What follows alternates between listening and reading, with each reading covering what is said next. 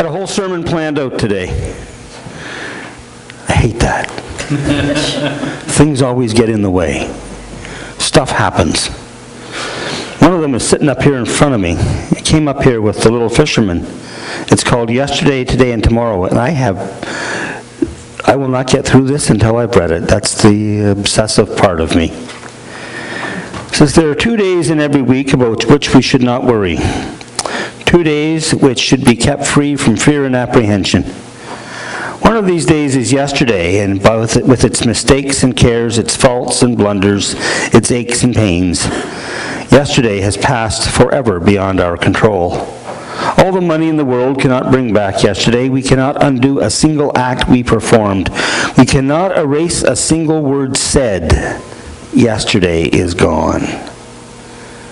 The other day we should not worry about is tomorrow, with its possible adversities, its burden, its large promise and poor performance. Tomorrow is also beyond our immediate control. Tomorrow's sun will rise either in splendor or behind a mask of clouds, but it will rise.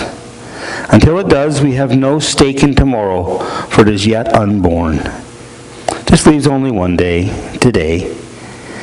Anyone can fight the battles of just one day. It's only when you and I add the burdens of those two awful eternities, yesterday and tomorrow, that we break down. It's not the experience of today that drives us mad. It's the remorse or bitterness for something which happened yesterday and the dread of what tomorrow may bring. Therefore, let us live but one day at a time, today. Well, yesterday I planned a sermon about tomorrow. Seriously. So I think I will talk about today. And today is the first day of Lent. Do you know what that means? Do you know what it means? It means we shouldn't have had bacon this morning. Hash browns, eggs. We shouldn't be sitting down to a lavish lunch, because Lent's that time in which we're supposed to give up stuff, right? And you know the history. The church has Lent as a time of penitential preparation for the coming of Christ. Well, a few days ago I heard another take on that. And it really made sense to me.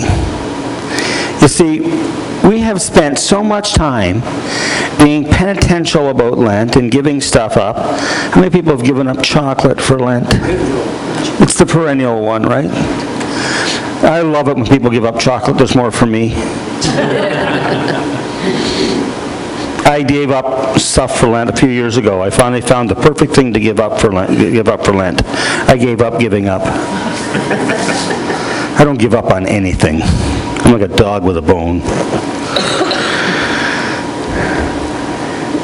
But the fact is that's what Lent really should be about. It's not about giving up. It's not about penitence. Yes, it's about penitence. It's about accepting and acknowledging the things and conditions that have happened in our life. Enough said. Now get on with it. Now let's look at what we're really looking at, which is the rise of the sun. The rise of the S-U-N and the S-O-N. The rise of the sun. And in the bright light of God's love, that we live with a sense of hope and expectation each and every day. By the way, if you actually count up the days in Lent, 40 days in Lent, you would be wrong. Because you would count from the Ash Wednesday right through to Easter Sunday, 46 days approximately, because they don't count the Sundays. Did you know that? Lent-free days. So all those things you were giving up, you could have feasted on them for one day every week, but you didn't. Hence bacon, eggs, hash browns this morning. For those that want to feel guilty. And what we're really celebrating is that we are forgiven. Ultimately, that's really what it comes down to. This is about one great, big, huge assurance of pardon. We are forgiven so that we may forgive. There's a wonderful parable in the Bible that I'm not going to read to you, but I will tell you about it. It's in Matthew, about the 18th chapter, and it's about a king who decides to settle his accounts with his servant who owes him 10,000 talents. That's a huge sum of money. Servant owes the king bags of money. So the king has the right and divine right to have that servant punished, thrown into prison, sell him and his wife and children off to receive the money back. Servant bows before the king, begs forgiveness, says, I intend to pay you back, I will pay you back, I will be your indebted servant forever. Just do not do this to me, give me another chance. And what does the king do? What does the king do? Forgives them. The guy no sooner leaves the king's chambers, and he comes across a fellow servant who owes him 20 denarii. Basically a few bucks. And the guy wants the money from the guy that owes it to him because he now owes it to the king, so give me my money. And the guy says, I don't have it. He says, I want the money. Give it to me. I don't have it. So he throws him into prison until he can pay it. Puts him in debtor's prison. No forgiveness. The king hears about it. Do you think he's pleased? No, Buddy ends up in prison with his friend. And the jailers are told to torture him until the money's all paid back. And puts it upon his family to make sure he gets his money back. Because the guy didn't get it. So the king threw him in prison, not because he owed him the money, because he didn't understand that if I gave you the chance, pay it forward. Pass it on. I forgive you so that you can forgive. As Christians, we are usually pretty good about acknowledging that we're not perfect. Most of the time we want to think we're more perfect than someone else, but we're not perfect. It's like, George Orwell used to say, all people are equal and some are more equal than others. Well, all people are sinners, but some are bigger sinners than others. And we all walk around with that kind of I'm less a sinner than you are attitude. That's not really what it's about. It's about acknowledging that today there are things in my life that didn't work out the way I thought they should. There are people that did things to me that I wish they hadn't. There are things that I've done in the world that I wish I hadn't done. But I'm prepared to learn to forgive. I'm prepared to let go of yesterday and not really worry about the world of tomorrow, as this thing says, but accept that in this day, I need to accept that it's a new day. That there was a forgiveness offered to me at the rise of the sun this morning. And I could wake up in the joy of it, whether I could see the sun shine through the clouds or not, whether it was minus 10 when I got into my truck or whether it was 22 above. I'm talking Celsius, those that are in other time zones or frames of reference. And you don't get caught up in the details. You accept that this is the day the Lord has made. It says, I will rejoice and be glad in it. I will accept the forgiveness that has been given to this day. The other thing we do with our forgiveness thing, that we do often through Lent as we penitentially prepare for the coming of Christ in this world, is to accept the fact that, I'm a worm that needs God's love and preparation in my life. What we do with it after Easter, I'm not quite sure, but we all spend time on it at some point in the Lenten process, is to acknowledge that we think forgiveness is about a game of washing away everything and playing some sort of spiritual one-upmanship on people. Here's how it works. If I need to forgive somebody, I don't need them to accept it. Do you ever get that? Most of us get upset. We'll go to people and say, I forgive you for being like that. I forgive my parents for doing whatever they did to me when I was a child. I forgive my neighbor for being, putting the fence 2 inches over on my line. And we want them to be, oh yeah, well thank you, I needed to be forgiven, and And it's really upsetting when we go to somebody and say, I forgive you for that, and they go, for what? Oh, did I do something wrong? Or, hey, don't talk to me about it. It's not mine. You did it. You started it, And we get all into that in-your-face thing about, oh, they wouldn't accept my forgiveness. It isn't about them. It's about what's in your heart. Are you in the forgiveness business to get a pat on your back? To get one step up? Or are you in the forgiveness business to let go? And to live? Or to let those things hang on to you from yesterday? Think about it from God's point of view. I stand up here every Sunday and I say in the assurance of pardon part of the service, God loves us and God forgives us. No matter what we've done, where we've been, how we've done it, God forgives us. Do you think God's waiting for us to acknowledge that? Do you think it matters to the Creator if today I acknowledge that I was forgiven? If I did, God would rejoice. But if I don't, God is no less than God was already. Jesus knew that. And then he used words like, go and do likewise. Don't expect a pat on your back for being forgiven or for being forgiving.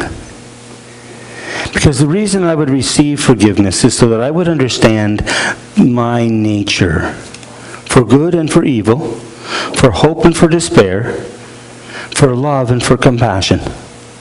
That I would understand my nature. And understanding my nature, I would be able to then look around at the world and say, God made me and made this world and made those people over whom I have stumbled or whom I have caused to stumble. Or those people who have tripped me up. And maybe what I need to do is to look at them the way God sees them, not the way I want to see them. Not the way some people would see them at the other end of a fist or, God forbid, the barrel of a gun or something else that people do in this world. But I would see people for the way God would see them. And say, as much as I may not want to admit it, there's another child of God.